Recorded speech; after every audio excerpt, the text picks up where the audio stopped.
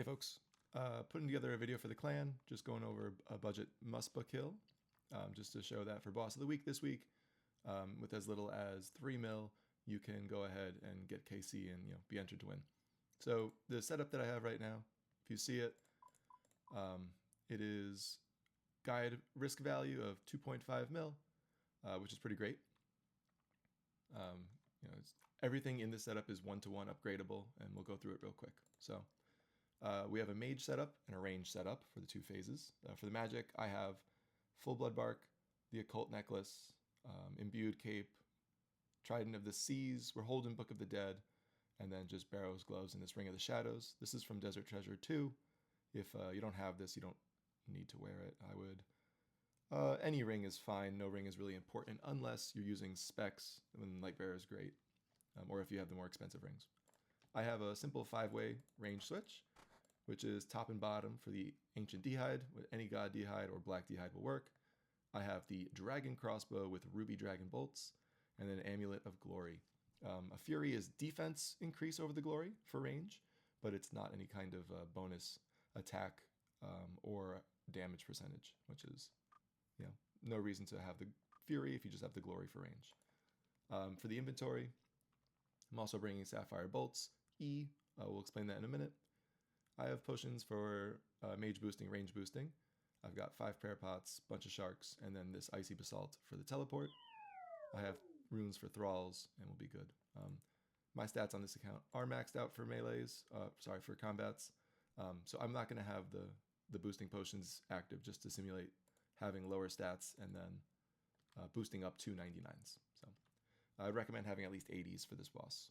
So we'll explain the fight right outside the room and kind of as we're going through. But one click, the Icy Basalt, it'll take you to it. It's important to know that this boss has a bunch of different phases, kind of. Like it oscillates between being a range boss and a melee boss. And you will pray accordingly and attack accordingly. If it's green, I don't know what I clicked on. If it's green, you are going to be ranging it and protecting from range. It's also got an interesting little magic attack with an audio cue. If you are seeing a brown slug, brown boss, it is in its melee form. So you protect melee, you'll hit it with magic. I have the Dragon Crossbow and the Swamp. You can upgrade to blowpipes and all the different tridents and the eye and different crossbows, but this is a great budget setup. All right, stuff before we go in. Basically, when there's the range phase, you will take chip damage, which is why we have a bunch of sharks. You can avoid most of it, but you'll get chipped for single digits each time it attacks you. When it rears up and makes a funky sound, you're going to switch to Pray Magic, and then back to range. This is to block the magic hit. If it hits you, it'll take a chunk out of your HP. It'll corrupt you, I believe it's called, which drains your prayer. It's just not a good idea. Range phase is pretty chill. After every 100 damage, it'll switch, so it'll oscillate between the range phase, which I just described, and the melee phase. Pray melee, kite it around the room, dragging it. If it goes to hit you, and it had to move to hit you, you take 0 damage. So we can take advantage of that in a step back method, which I'll show as well. Every time the phase transitions, you want to move a tile, just to avoid spikes that'll happen on the ground. There's 2 special attacks that I'll explain in the boss, and then the final phase. So let's get in there. Hopefully it's pretty non-hectic. I'm going to track supplies used. I'm going to track XP gained as well. Let's see what happens. I'll use the Titan's Prayers to simulate, mid-gear, mid-game. So we have a brown slug. So we're going to attack and move. Trying to attack every 5 ticks as the trident allows us to. So if you see, I'm just dragging it around and hitting. It hit me, but since I was away from it and it had to move to hit me, I got a 0. Trying to stay as close to the edge of the room as possible. Always moving. Mage is our lowest DPS here, especially because the Ruby Bolt procs are really helpful. So it might be a little bit. We're expecting a 5.5 minute kill, which is like double, what's nice. But there's the swap. It's now green. I swapped my prayers, swapped my gear. You don't have to be too quick about it. I have thralls, so I'll use them. There's the magic attack. Switch. Let it hit you. Switch back. Magic attack. Anytime you hear the Ruby Bolt procs, it'll probably change phase. So you'll want to start moving. There we go. Switch prayers. Switch gear. The Occult Necklace is really a great, efficient damage buff for you. All of this gear is outlined pretty closely in the Prog document that I've made, sharing with the clan all the time. This is one of its special attacks. The homing spikes, they'll try to follow you, but if you kite the boss around, or if it's range phase, if you move around, they won't hit you. There we go. So say now I'm in range phase, but still want to keep moving a little bit. I don't want these spikes get close to me. And if you do, it's just damage you can eat to heal up. Keep hitting, keep hitting. Try not to lose. And see, after about 20 seconds, they chill out. This tile right here is for the next special. There'll be shadows all on the ground, moving around, and you want to avoid them. So, that's that.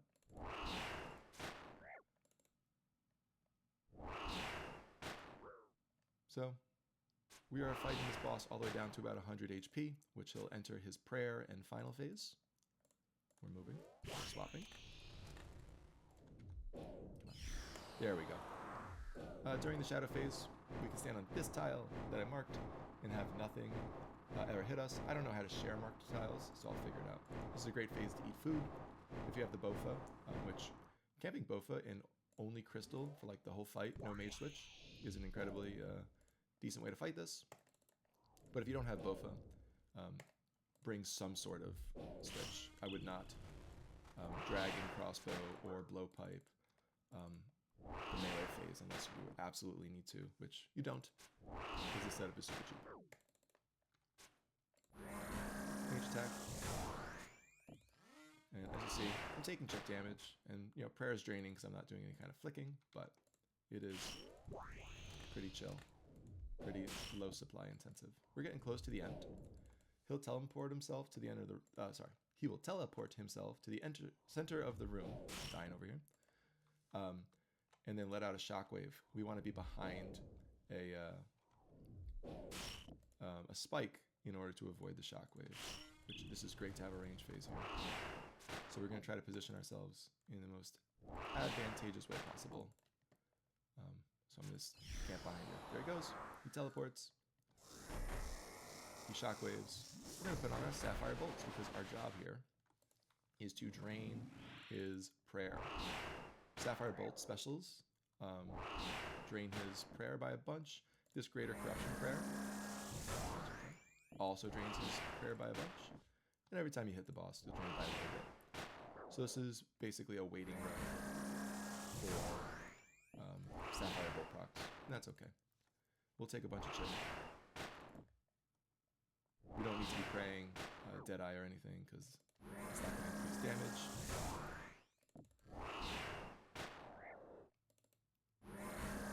I'm getting no Sapphire Bolt procs, which is unfortunate, but just means it's a slow phase.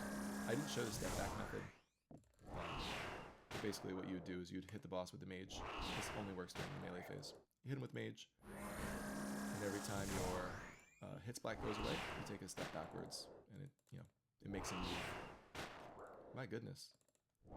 Absolutely no luck here. We're gonna Greater Corruption again.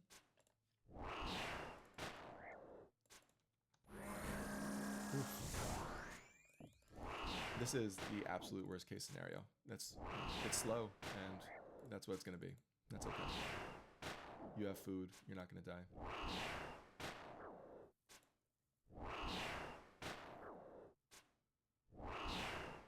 I'm not sure the max damage on chips, but here we go. We are out of this phase. He's going to spawn spikes. And now every 4 attacks, he will spawn more spikes on the ground. So that's 1. That's 2. That's 3. The magic attacks count. And that's 4. We're going to move. And it kind of like tries to close in on you. So like spikes will spawn all over here. So you want to move to the open area. That's number 3. And here's number 4. We move.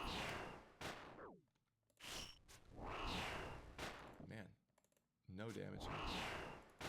You know, it is what it is. Wall up. Keep hitting. Try not to eat because the max hit on a chip is super low. Okay, eat because I wasn't paying attention. Don't get overwhelmed at the end. We have a lot of open areas over here.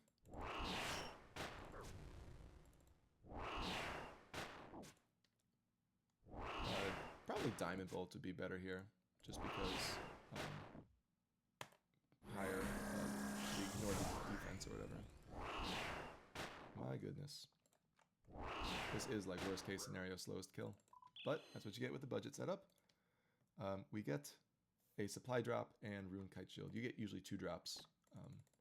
The supply drops are nice because it's prayer pots, food, and magic pots. So I could stay here for another kill, but I won't. I'll pick up my bolts. I won't trade sharks for the summer pies because they're more expensive. And I will tell you out. Boss respawns in about 10 seconds, 15 seconds after the boss dies. So we can take a look at the stats. I gained 4,000 range XP, about 40k an hour, 12k magic XP an hour, 20k HP an hour. Supplies used, I used 59.3k in supplies, and my drop was worth a little bit over 100k, including supplies. So pretty steady money. The better you are, or the better gear you have as well, the lower your supply cost should be, and the more often you will be getting drops. So that is what we have for Boss of the Week number 3, the Phantom Muspah. I didn't mention it at the beginning, but you definitely need to complete the Secrets of the North quest to kill this boss. And after that, you are good to go. You need to kill this boss to complete the quest even, so it's a good guide for that. Take it easy, folks. Good luck with the Boss of the Week. All right, I forgot to show you the step back method in the last clip, the budget clip, so I figured I'd go back in my regular gear and just go over real quick how to step back. It's really simple. Using the DT2 ring, teleport to the dungeon, heading on over.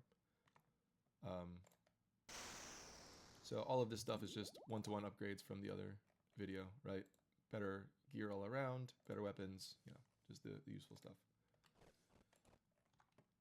Let's see. So basically, when it hits you with melee, you want to step back, obviously. Go. When your hit splat goes away. So let me get over here.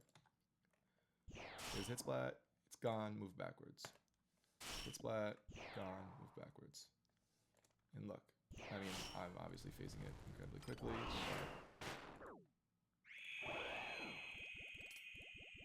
and we'll do it again. There's the hit splat, it's gone, move backwards. There's another hit splat, it's gone, move backwards. It's in range phase. Max gear buttons.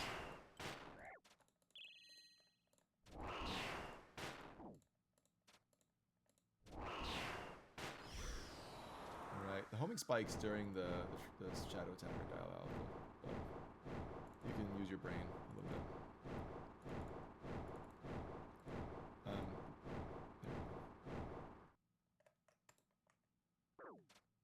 Took a little bit of damage. Great. Hit, it's gone, move back. Hit, it's gone, move back. I don't know what the tick counting is. I don't count ticks. I go by audio cues and visual cues. With this, at least. There's really no reason. Yeah, see? Not fast enough there, but it's fine because it's not going to kill you.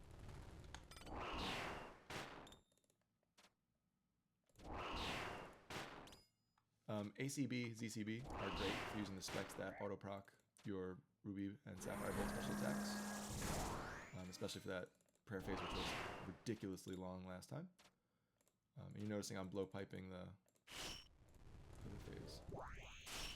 It's gone, step back. It's gone, step back.